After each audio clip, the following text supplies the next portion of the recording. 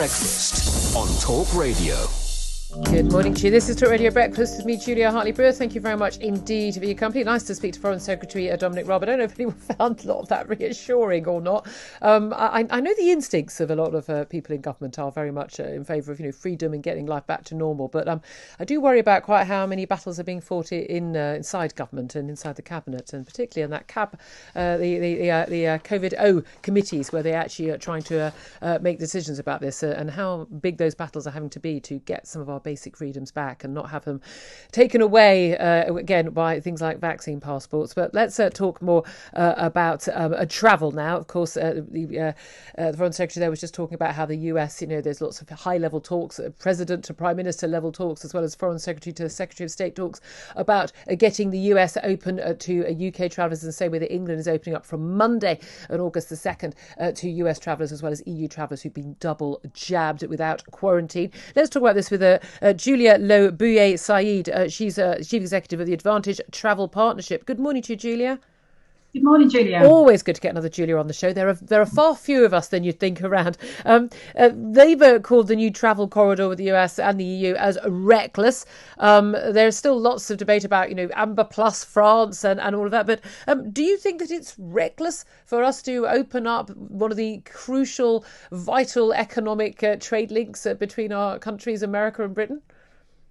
Oh, no, not at all. Not reckless at all. We're not talking about travel without any restrictions. When we talk about travel nowadays, let's not forget it is still under lots of restrictions. We still have lots of expensive testing that we have to do. We cannot get on a plane returning back to the UK without a test. And we all have to, regardless of where we're coming from, even if we're double vaccinated, take a day 2 test. So it's not reckless. It's travel and travel safely to low risk destinations. Well, indeed. And we know that America's had very big take up of the vaccine. And again, the key thing is that someone who's travelling will have to take a test and then they'll have to be double jabbed. No, I would argue no more risk to us than meeting up with any other fellow Brit in this country. Absolutely. When you think about some of the events that are taking place now, my sons went to the semi-finals of Spain and Italy. One's 15, one's 20. Neither are vaccinated. They both just had to test. They were there with 60,000 people, and they're absolutely fine. So I think there is a point at which travel is safe. Traveling to low risk destinations with the restrictions that we currently have, which arguably are still very onerous and expensive for travellers.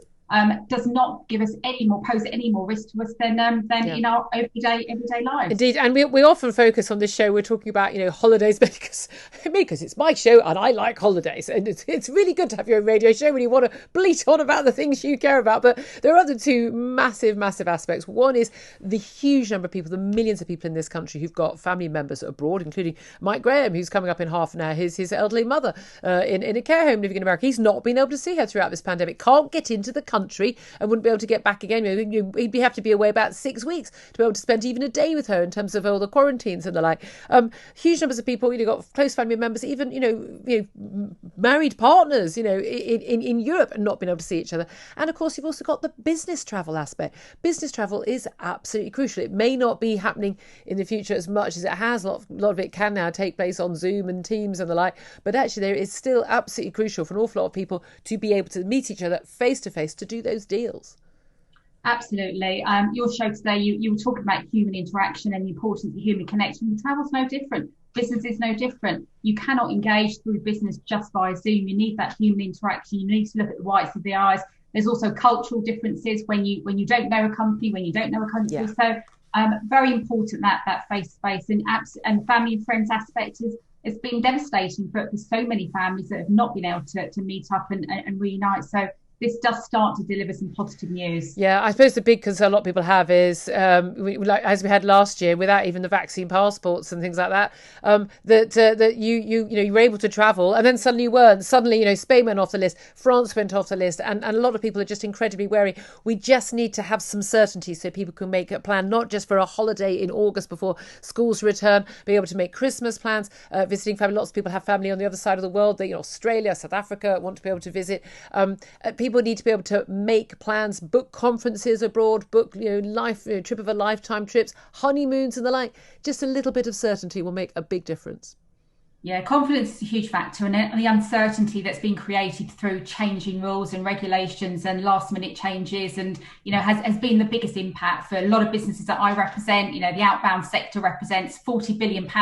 It delivers to the UK economy, and we employ over 500,000 jobs. So there are businesses, but these are people, and they've effectively been shut down for 16 months. So certainty delivers confidence, and hopefully we will start to see that as we move forward. Absolutely. Good to talk to you, Julia. Thank you very much indeed. 9:32 is the time. This is Talk Radio. Let's get an update on the